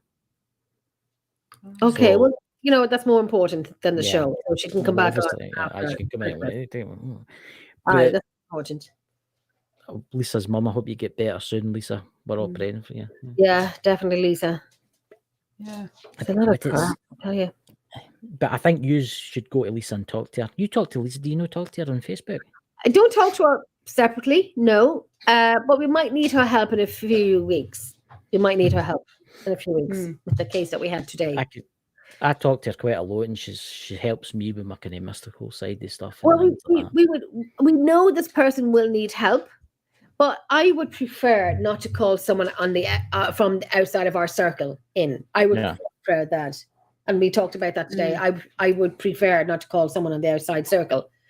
That's why now. So if Lisa can help us to help this person with a private case today, that would be great, and we can work on that. And that way, that will help us even for future cases. Yeah. If we need to help someone else in the same situation as we were in today. So yeah, we would like to talk to Lisa. Yeah. You know, in the next I'll message her to help this person out. Yeah. Nice person as well. Lovely, nice person, genuine. You know, and we're putting the, you know, we're just hey Yogi Bear. Oh, mommy needs a cuddle. Oh, pets, ladies and gentlemen, pets. What temperature is it? I'm here petting It's -9.5. It's -9 outside. It's bloody cold. Don't say that. I have to drive down to Dublin now. Hey, no, mama, see that. Look, my big. Oh, he eats my nose. He always eats my nose. He misses mama today. Oh, he's gonna tear. Jesus, howdy do? I've got dog hair on my I'm actually going to try. I've actually booked Leonard Lowe to come on Bald and Bonkers to do a show in the new year, but I'll get him to come back on, I think, Paranormal Uncut, and to go into the dark side of history with me and you, Jenny, because I think he kens all about all the punishments they used to do, kind of like the witches, and they used to do all the punishments, all the punishments, all they used to do with the Duncan chairs and stuff like that. Maybe I need to bring them back for some folk, but yeah, let me feel her hair. Why? Just let me feel her hair. Bing! You know, take a little piece of you. I got a little bit of her. Show me your jumper. I love the world. So now we have a piece of her hair and clothing. And I did that when you weren't even looking at me. It'd be hard pressed getting my hair off my head. You need to go for an eyebrow. Listen, hair's a hair. Oh, hair's a hair. Talking before I end the show, talking about folk getting banned on getting strikes on TikTok. I was, oh my god, I couldn't help myself. I just couldn't help it. There was an Indian guy, and I was looking up smartwatches. And it was this guy that does reviews, but he had one ginormous. It was right across. It looked like a Klingon. It went all the way across. I'm not joking you, by the way. It was like it started there, and then was it a tattoo? No, it was an eyebrow, just one ginormous long eyebrow. Hey, yeah. Of course, I couldn't help myself. I just could not help myself. I put I can't mind what I put, but I put something cast. I did. And I got a strike. This will not be tolerated. Listen, I just sent my twin. It was at just privately last night with me and Vicky, and I said, Vicky, I'm just because I haven't laughed properly. I haven't laughed in weeks. I haven't laughed. And when I watched TikTok last night, when you have that belly laugh, it was so good to have. It was so good to have a belly laugh. And then I went into why was $4.99? Who did I subscribe to on TikTok that I liked at the time? And I'm trying to unsubscribe and I can't. So I keep paying $4.99 a month. I think it's ASMR, whatever. Oh, see the ASMR videos where the guys are eating, especially with the Chinese women that eats all the kind of Chinese stuff. I'm like, don't do that one. Do you know all that noise, all that stuff that annoys me? That gets me very angry. It did at the beginning, and I was like, calm people. I get angry. I did at the beginning, but the guy that I subscribed to, he does raindrops. He has this plastic thing over his microphone, and is that the guy with the mad crazy dress? His hat out of can you hear that? Aye. See, I should stick him on that now. And then well, mine would be, and I have to put myself on mute and just. Fuck. You're not on mute there. I know. Look, I'm going to say this. Every village used to have the village idiot, right? And now you don't need to look for them anymore. You just go to TikTok. Yeah. Well, I screenshot all the violations that I had. Oh, Christ, I've got quite a few now. I'm going to merge them again. Well, I mean, I said to Ricky that I can't have any more violations because that's our Emerald Isle page. We put stuff up there for shows and whatever. But if you see, do you know what I was violated for? Because I called someone, I just said the word prick. And I was violated for that. And there's another one, I was laughing face with like about 20 middle fingers. And I was violated too. I got a violation strike last Friday for calling our glorious Prime Minister a bad name. Well, that's not a violation. That's the truth. Trying out loud. So the same here in Ireland. Have you got any shows tomorrow? No, I am free tomorrow. I have no shows tomorrow. And it was good to do tonight's show because it was good to get back into the saddle, so to speak, and to have Louise beside me as well. Well, and just because I have no show tomorrow, but we do have a show next week. Yeah. And then we have the Emerald Isle Paranormal Researchers Christmas night out next Saturday night. Oh, you dressing up? Yeah, flats and jeans and a top. That's it. Mm-hmm. Probably a big woolly jumper because it's the snow next week. So I thought you said something else. What did you say? What did you think I said? I'm going to put it on mute. I'm going to put it. What? Talk, Chris. Woolly jumper. Well, we could have that too. Woolly jumper. Was I on mute? No. Oh, well, I jumper. Sorry. Oh, well, I jumper. There was a joke I was going to tell you there, but I couldn't remember it. Go for it. I can't remember what it was. It was something to do with a woolly jumper. I can't remember. It's something to do with a woolly jumper. It'll come to me. I'll tell you the next time you're on. So, ladies and gentlemen, thank you very much. And to all those trolls out there, we love you too. Catch you later, dudes. I had